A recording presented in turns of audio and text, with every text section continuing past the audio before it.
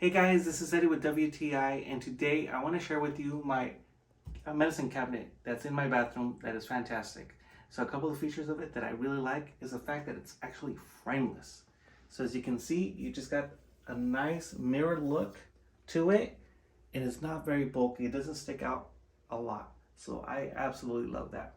And when you open it up, you can see it has a lot of storage.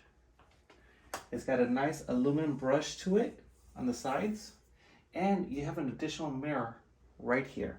So I can see myself here if I wanted to, or I can see myself in here if I wanted to.